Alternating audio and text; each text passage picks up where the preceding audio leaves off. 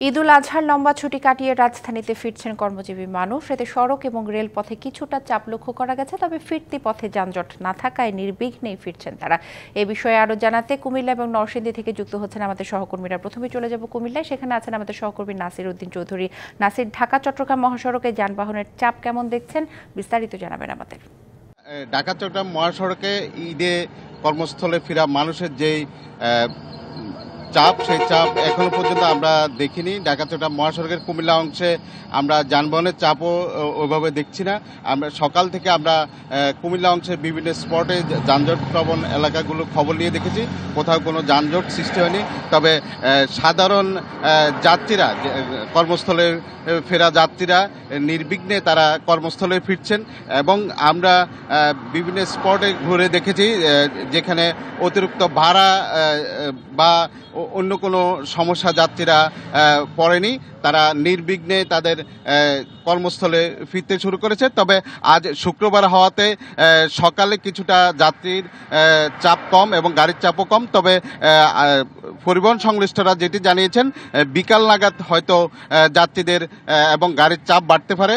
এদিকে high police এবং অন্যান্য সংস্থা ঈদের যে প্রস্তুতি, গড়মুখো মানুষের যাওয়ার যে প্রস্তুতি ছিল এবং ফেরার সেই প্রস্তুতি নিয়ে তারা সড়কে দায়িত্ব পালন করছেন। তারা বলছেন যে ঈদুল আজহা ছুটিতে আসা যে লোকগুলো তারা বাড়িতে এসেছিল, ঘরমুখো হয়েছিল, তারা আবার কর্মস্থলে ফেরার জন্য তারা যেন যানজট ছাড়া, কোনো রকম সমস্যা ছাড়াই যেন আবারও কর্মস্থলে ফিরতে পারে, সেই ধরনের প্রস্তুতি তারা নিয়ে রেখেছেন। Hire Google TV, endless color, smart living. সড়কের বিভিন্ন জায়গায় তারা অবস্থান নিয়ে কাজ করছেন, বিশেষ করে যানজট প্রবণ এলাকাগুলোতে তারা সেখানে অবস্থান করছেন এবং যানজট যাতে না হয় সেই অবস্থা এবং সেই প্রস্তুতি এবং সেভাবে তারা কাজ করছেন। অর্থাৎ কোথাও যেন কুমিল্লা অংশের কোথাও যেন কোনো যানজট সৃষ্টি না হয়, যানজটে কর্মস্থল মুখে যাত্রীরা যেন দুর্ভোগ পোহাতে না হয়, সেই ব্যবস্থা নিয়েছেন বলে আমাদেরকে কর্তৃপক্ষ জানিয়েছেন। তো দিশা, এই ছিল কুমিল্লা থেকে ঈদে আসা কর্মস্থলে ফেরা মানুষের স্বস্তির যাত্রার এই মুহূর্তের খবর। জি, ঈদ শেষে ফেরার খবর জানাচ্ছিলেন কুমিল্লা থেকে নাসির উদ্দিন চৌধুরী। এবার আমরা চলে যাব নরসিংদীতে, সেখানে আছেন আমাদের আরেক সহকর্মী তোফায়েল আহমেদ স্বপন। স্বপন, আমরা কুমিল্লার চিত্র কিছুটা জানতে পারছিলাম, আপনি নরসিংদীর খবর আমাদেরকে জানাবেন যে ঢাকা সিলেট মহাসড়কে যানবাহনের কেমন চাপ দেখছেন।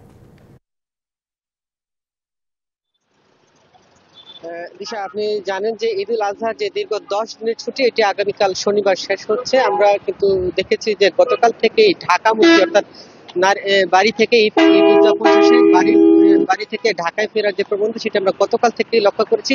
আমরা আজকে কিন্তু সকাল থেকে ঢাকা সিলেট মহাসড়কের বিভিন্ন পয়েন্টের খোঁজ খবর নিয়েছি। আমি এই মুহূর্তে আছি ঢাকা সিলেট মহাসড়কের ভেলানগর এলাকায়। এখান থেকে আমরা কিন্তু সকাল থেকে দেখেছি ঢাকামুখী যে সকল কর্মজীবী রয়েছেন তারা কিন্তু নরসিংদী থেকে ঢাকার উদ্দেশ্যে যাচ্ছেন।